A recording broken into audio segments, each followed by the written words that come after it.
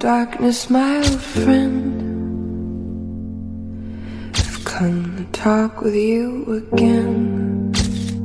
Hai guys, Assalamualaikum. Welcome back to my channel. Kepada yang baru dan channel aku, terima kasih sudah singgah ke channel aku. Kepada subscriber aku, terima kasih sudah menonton video aku lagi dan lagi.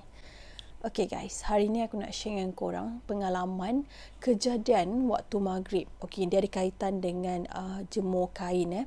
Jadi ini adalah pengalaman simple dan aku rasa kenapa aku nak share dengan korang sebab ada yang bertanya sebelum ni, dan perkongsian aku ini adalah berdasarkan pengalaman aku dan apa yang aku nampak berdasarkan mata aku yang memang daripada kecil boleh nampak benda-benda ni. So semuanya berkaitan dengan pengalaman aku. Mungkin pengalaman korang berbeza, dan sekiranya orang ada yang pengalaman tentang jemur kain, time maghrib, apa semua ni, korang boleh share juga kat komen supaya orang lain pun boleh baca. So hari ni cerita aku singkat je, cuma aku nak share beberapa perkara lah. Okay guys, cerita permulaan aku ni start dengan masa aku kat rumah lama dulu. Okay, untuk pengetahuan korang, mak aku ni waktu dulu dia suka sangat jemur kain waktu maghrib. Bukan waktu betul-betul dah maghrib azan tu, nak dekat maghrib, means dalam pukul 6.40 lebih macam tu kan. Nak dekat maghrib je dia akan jemur kain. Itu bukan kerana itu adalah time dia jemur kain mak aku jemur kain macam tu sebab bila petang dia busy, dia kerja tau. So bila petang tu kadang dia balik daripada kerja, dia sibuk dengan masak, lepas tu dia sibuk urus hal-hal lain sampai dia lupa. So bila time nak dekat maghrib tu, bila nak gelap kan, baru dia terperasan, oh kain tak jemur lagi, kain dah bagus, sebab kain tu dah basuh dah waktu dia balik kerja tu. Lepas tu nak jemur, tak ada orang jemur. Kiranya macam tu lah, kebetulan yang jadi macam tu yang membuatkan mak aku ni kerap sangat jemur kain pada waktu nak dekat maghrib. Jadi ada satu peristiwa ni yang membuatkan aku tahu, dan start pada tu lah aku selalu pesan kat mak aku, kalau nak dekat maghrib jangan jemur kain.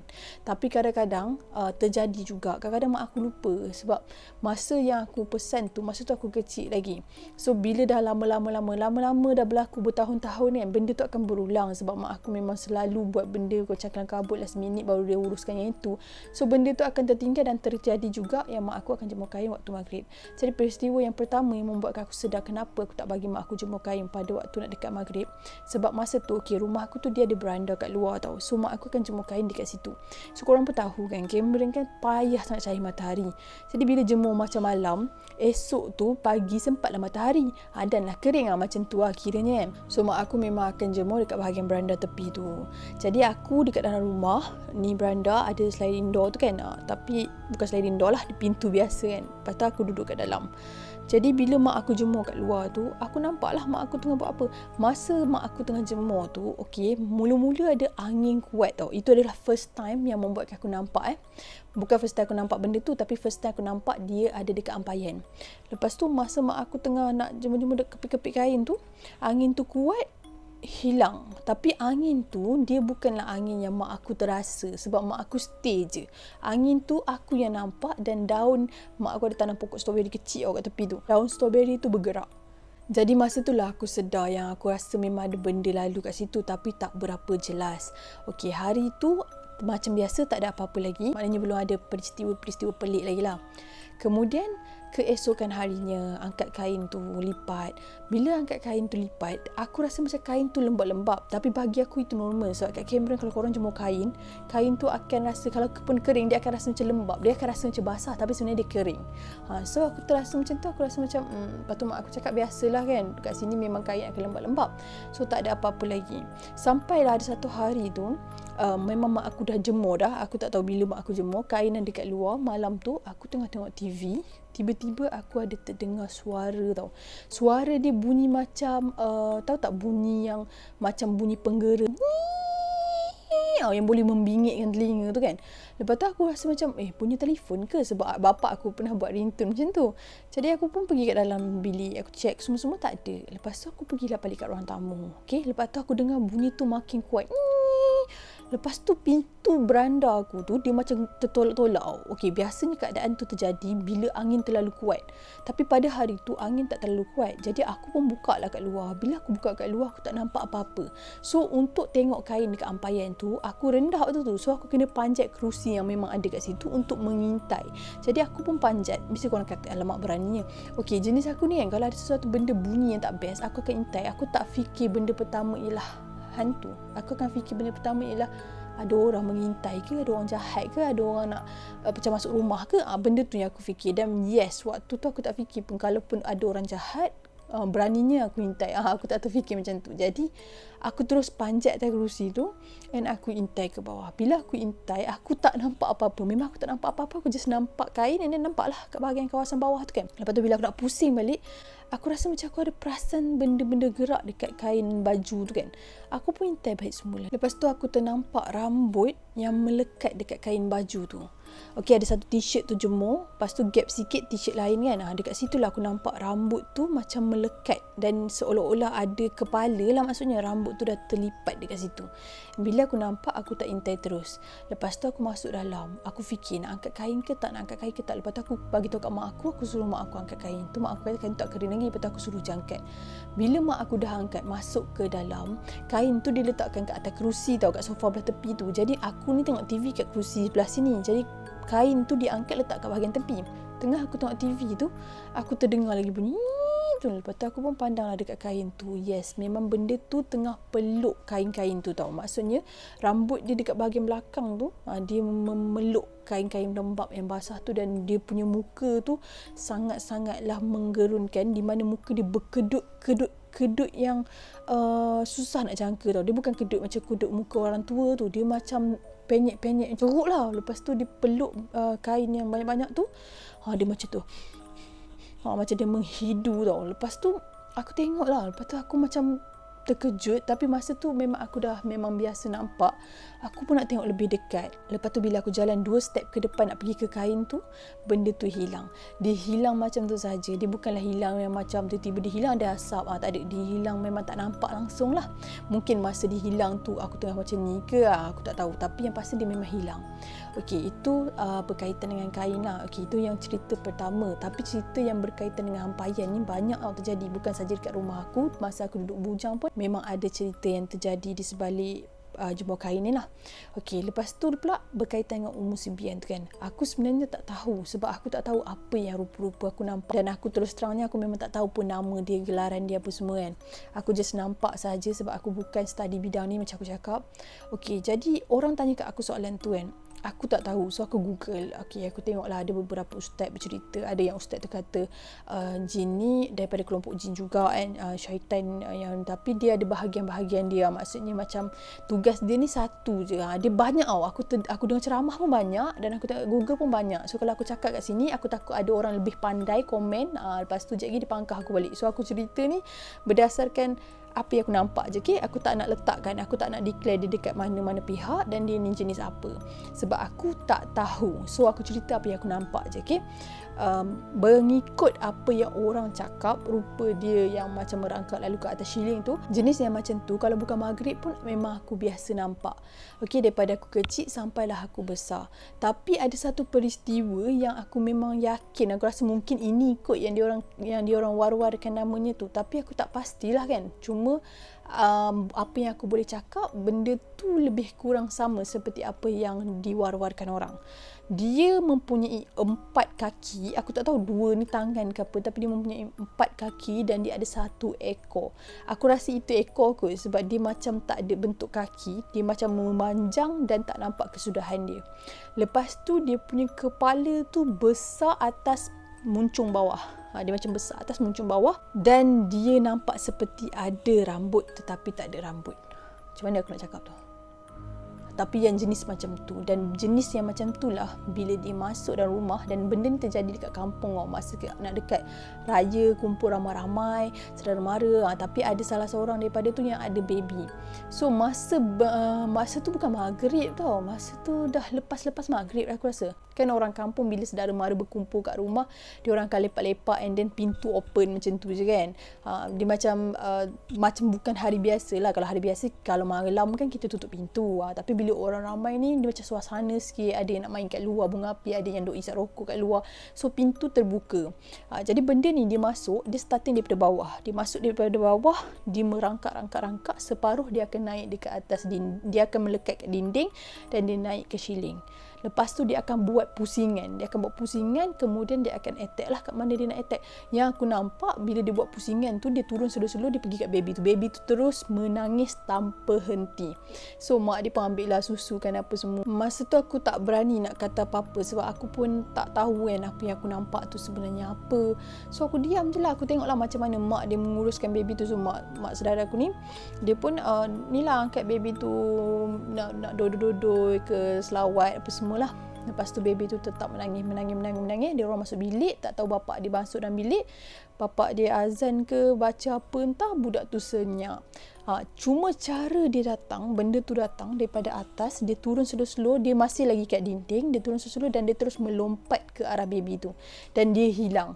Sama ada dia masuk kat situ dalam baby tu ke, sama ada dia duduk di sebalik tu ke, wow malam. Sebab aku tak nampak jelas benda tu direct tau. So aku nampak dia macam tu je. Cuma aku tahu bila dia melompat, baby tu menangis. So maknanya mungkin baby tu nampak dia ke ataupun entah, aku pun tak tahu nak cakap macam mana benda ni. Cuma itu yang aku nampak. So mungkin itulah yang dikatakan Ummu Zibian tu. Tapi aku pun tak tahu sebab aku pun banyak nampak yang jenis macam ni. Ada yang jenis banyak sangat kaki, ada yang lebih pada 6 kaki.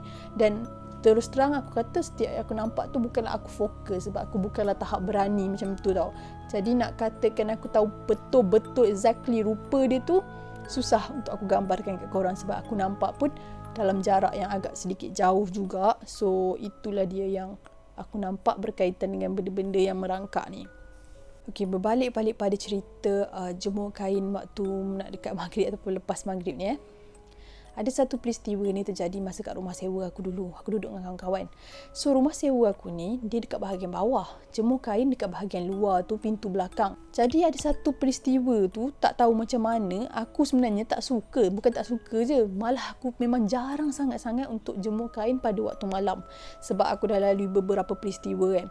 Tapi waktu tu mungkin terdesak, baju tu aku nak pakai esok tu, aku memang tak dan basuh. So malam tu aku jemur juga. Jadi aku macam, niat aku macam semoga tak ada apa-apa lah kan. Aku just jemur biasa je. Lepas tu aku jemur mungkin before maghrib kot. And then aku leave it je lah. Aku tak angkat kain tu. Malam tu nak masak, masa kat dapur, macam aku pernah cerita kat korang pasal rumah sewa aku ni, yang aku memang tak pasang langsir dekat bahagian tingkap tu. So daripada dalam kita memang boleh nampak kain-kain tu. Masa masak tu, tengah-tengah masak tu, aku dah terdengar macam bunyi orang langgar tau. Pintu belakang tu pintu besi tau, pintu pagar besi. So bila macam orang langgar kan dia bunyi gedung macam tu kan. Jadi aku terdengar bunyi tu. Lepas tu aku rasa macam kucing kot, sebab belakang tu memang biasa kucing yang lalu. Aku pun tak tahu lagi. Lepas tu bunyi lagi. Lepas tu aku pandang dekat pintu pagar tu. So pintu pagar ni, kalau korang tahu, pintu rumah belah belakang yang dia besi, separuh dekat atas dia tu ada macam jaring-jaring yang korang boleh nampak kat luar. So kalau kata orang kat luar tu tinggi, dia boleh pegang jaring tu, diintai macam tu. Faham tak? Jadi tu pintu kita orang. So masa aku pandang tu lah, aku ada nampak tangan je berpaut dekat besi yang boleh mengintai tu. Memang tangan dia buruk, tapi kuku dia tak panjang Tangan macam tangan manusia, tapi cuma dekat bahagian ujung dia macam runcing sikit. Dia pegang kat situ. Jadi masa tu aku macam dah agak dah, ni mesti benda-benda tu. Tapi aku malah tengok sebab hari-hari yang sebelum tu aku ada diganggu dengan konon yang digelar sebagai Cik Ponti ni. Jadi masa tu lah aku rasa benda tu, sebab beberapa hari lepas aku dah nampak dia ganggu aku dekat bilik. Dia aku malas lah tengok. Tapi bila tengah-tengah aku masak, aku terfikir balik. Biasanya kalau aku nampak yang jelmaan yang orang kata seperti Pontianak ni, kuku dia panjang. Yang dekat bilik aku tu pun kuku panjang sebab dia ketuk-ketuk tingkap, dia tarik kuku dia kan. Tapi yang ini tak ada kuku. Dia hanya tangan dia je runcing. So memang tak nampak lah kuku tajam tu. Jadi aku rasa benda apa ni kan. Aku dah terfikir, oh ya, aku jemur kain kat luar. Aku pun dah siap masak semua. Aku masuk dalam, aku buat tak tahu. Aku tutup pintu dapur, makan. Tengah aku makan tu nak jadikan cerita, aku tak boleh fokus. Aku rasa macam teringat, habislah kain aku keluar. Kenapa aku cakap habislah? Sedangkan kalau tak nampak, benda tu tak memudaratkan apa-apa pun, betul tak? Tapi kenapa? Sebab sebelum ni aku pernah berpengalaman kain baju aku rasa lembab-lembab. Bukan lembab biasa, dia berserta dengan lendir. Dan benda tu aku rasa sangat tak selesa dan geli, membuatkan aku akan alert benda tu.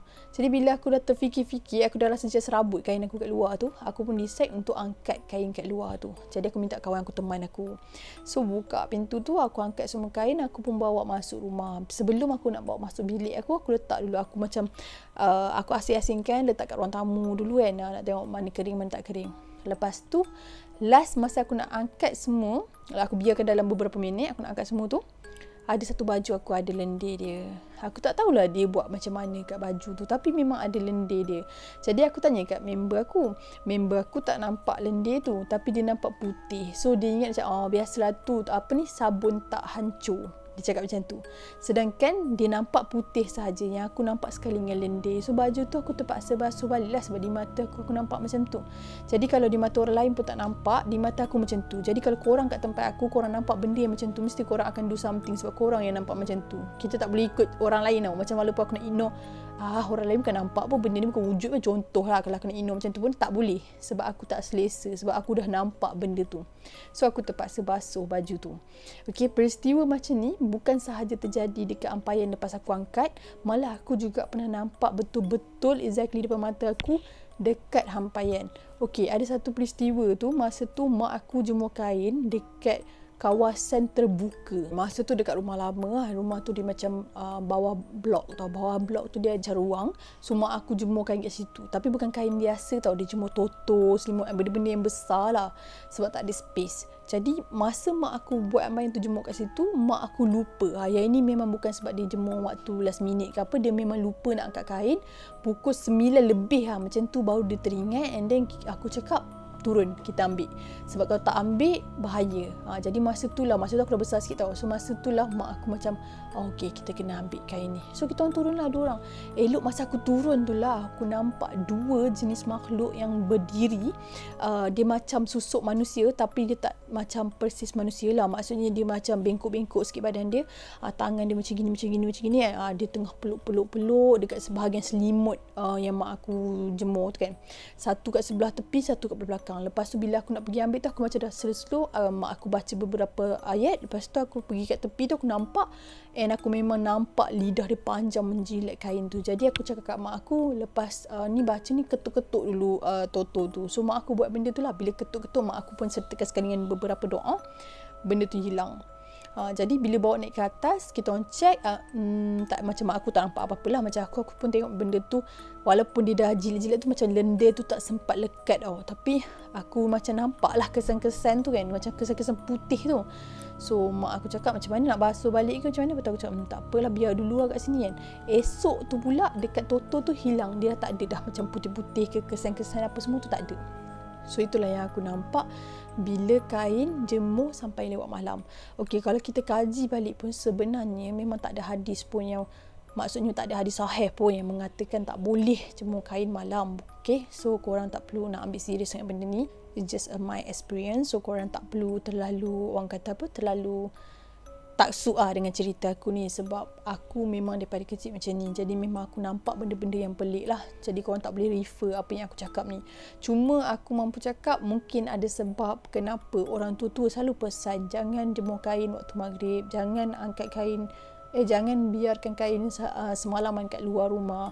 Dulu-dulu nenek moyang kita selalu pesan sebab zaman-zaman dulu benda-benda ni orang yang tak boleh nampak pun boleh nampak. Sebab dulu dia macam, aku pun tak tahulah, tapi dulu kalau korang tak percaya, kalau korang punya nenek hidup lagi ataupun atuk korang hidup lagi, korang boleh try tanya. Sikit sebanyak diorang mesti ada pengalaman dengan makhluk halus. Sebab benda ni dulu lagi mudah untuk nampak.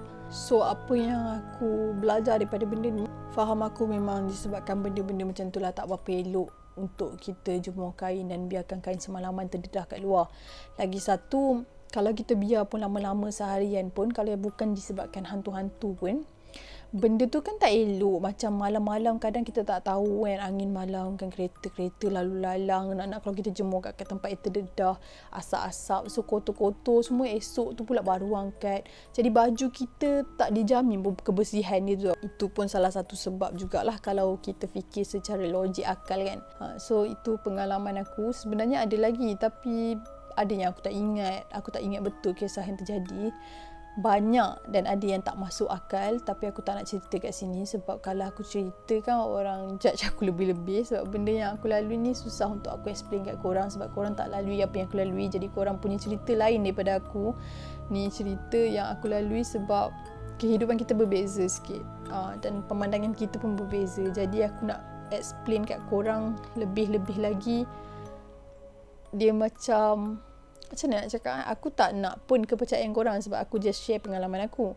Tapi bila orang yang tak faham, dia akan describe kita sebaliknya. So aku macam tak nak orang yang tak faham tu tambah dosa untuk mengutuk aku lebih lagi. So biarlah kita pun tak payah mengundang orang untuk berkata-kata tentang kita. Macam tu lah lebih kurang.